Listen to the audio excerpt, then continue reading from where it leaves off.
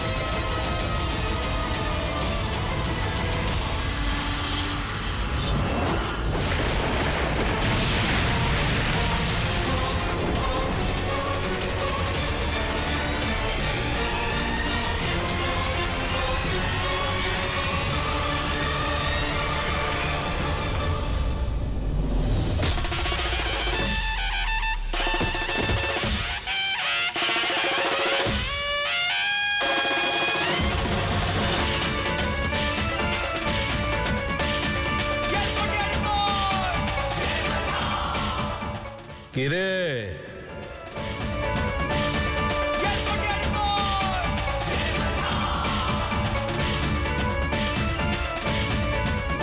এই নারীদের তাদের ইচ্ছার বিরুদ্ধে বন্দী করে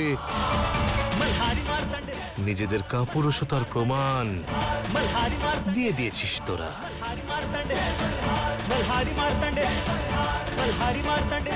এবার আমি তোদের একটা শেষ সুযোগ দিচ্ছি। নতজানু হয়ে ভিক্ষা প্রার্থনা কর, নয়তো এখানেই তোদের। এই দুষ্টদের আবার বোঝাচ্ছ কি? অপরাধী ওরা সবাই। উপদেশ নয়, শাস্তি দাও ওদের। শাস্তি দেওয়ার জন্য ব্যাকুল হয়ে আছে। কি ব্যাপার? হ্যাঁ, সবার প্রথমে শাস্তি দেওয়ার অধিকার অর্জন করতে হয় কন্যা। আর কে গো তুমি? কে তুমি? হ্যাঁ, এই গ্রামের প্রধান নাকি? এই এলাকার নায়ক নাকি এই রাজ্যের শাসক? কে তুমি? হ্যাঁ, তুমি কেবল একজন সাধারণ নাগরিক। সাধারণ নাগরিক। আর একজন সাধারণ নাগরিকের কি এমন অধিকার থাকে বলো? আমি বলছি তোমাকে, শোনো, একজন সাধারণ নাগরিক কেবল ন্যায় প্রার্থনা করতে পারে, আর কিচ্ছু করতে পারে না সে। শাস্তি দিতে চাও? আরে না কন্যা, না। বাহ বাহ বাহ, কি জ্ঞানের কথা! এইবার সব বুঝতে পারছি আমি।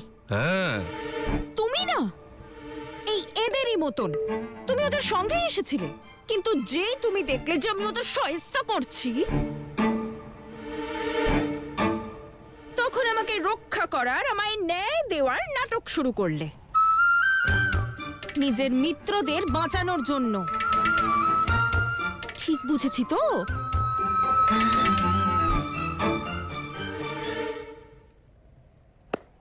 অসাধারণ! কি কল্পনা শক্তি, কি চিন্তা ভাবনা! আরে আমাকে চেনো না তুমি, জানো না, অথচ ভিতরে কি চলছে সব জেনে ফেললে। আরে তুমি তো মনে হচ্ছে কোনো মহান জ্যোতিষী। হে কন্যা, তোমাকে বোঝার জন্য না আমার কোনো শাস্ত্রের প্রয়োজন নেই, আমার অনুভূতি যথেষ্ট। রক্ষক হওয়ার নাটক করছো না, যাতে নিজের কুচিন্তাগুলোকে ঢাকতে পারো। কথা নারীদের সম্মানের বলছো, আর এদিকে এক নারীর সঙ্গেই ছলনা করছো। কি ভেবেছিলে তুমি? হ্যাঁ, কি ভেবেছিলে যে আমার সঙ্গে ছলনা করে তোমার এই মিত্রদের কুকর্মকে ঢাকতে পারবে?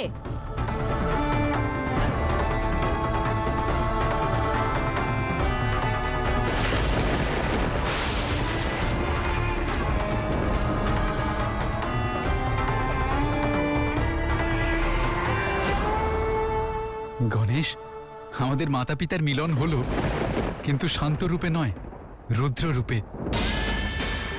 তাদের মধ্যে প্রেমের গঙ্গা নয়, ক্রোধের অগ্নি আছে,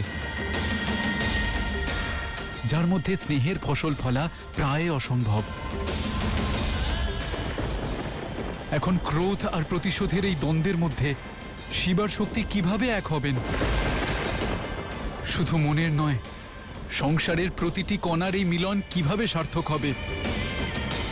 মল্ল আর মনের দ্বারা রচিত শিবতন্ত্র কিভাবে ভাঙবে?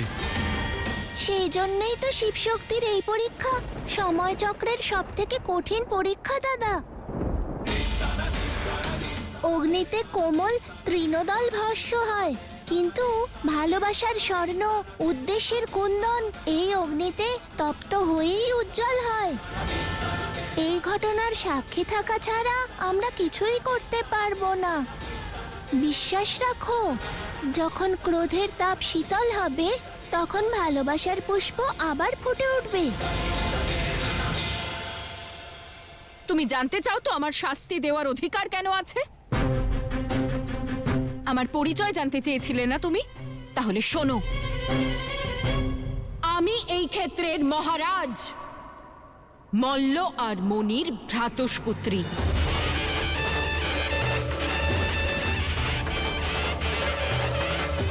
এই গ্রামের প্রধান, তার কন্যা আমি।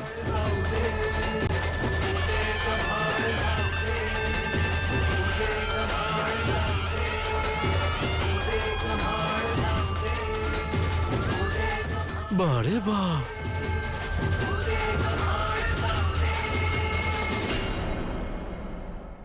আরে বারে বাহ।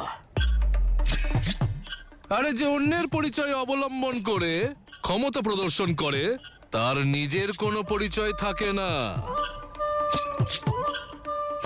আরে এরা হলো সেই মানুষ যারা নিজের অধিকার জাহির করে বেড়ায়, তাও আবার অন্য কারোর অভিজ্ঞতার ধ্বজা উড়িয়ে।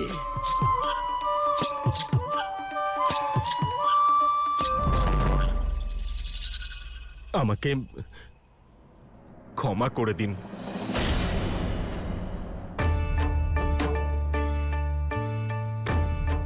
দয়া করুন, যদি মহারাজ মল্ল আর মণি জানতে পারেন তাহলে আমাদের প্রাণ চলে যাবে। দয়া করুন আমাদের। হ্যাঁ, ক্ষমা করে দিন। ওই ক্ষমা চাইতে হলে তার কাছে চা যার ক্ষমা করার অধিকার রয়েছে।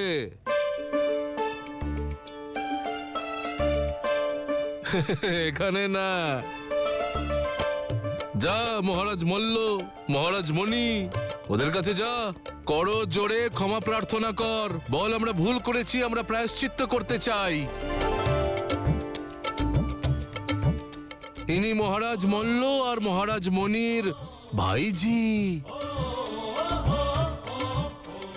এ তোমাদের আর আমার মতন রক্ত মাংসের তৈরি নয়, উনি তো ক্রোধের অগ্নি থেকে উৎপন্ন হয়েছেন।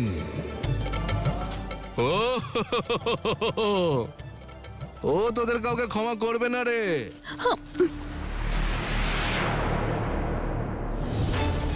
এই যে এই লোকগুলো, এরাই ধরেছিল আমাদের, এরাই আমাদের বন্দি করেছিল।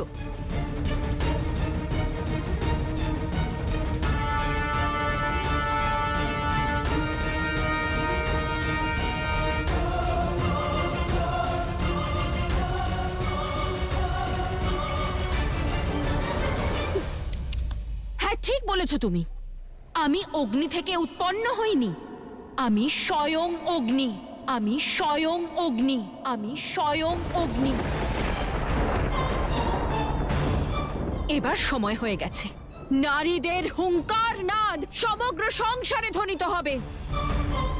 নারীরা অধিকারের জন্য স্বয়ং লড়বে। একজন নারীর সম্মান আর তার অধিকার সর্বোপরি, কিন্তু ন্যায়বোধ থাকা অত্যন্ত আবশ্যক। একটি সমৃদ্ধ সমাজের প্রথম আধার হলো নারীর সম্মান, কিন্তু দ্বিতীয় আধার হলো ন্যায়।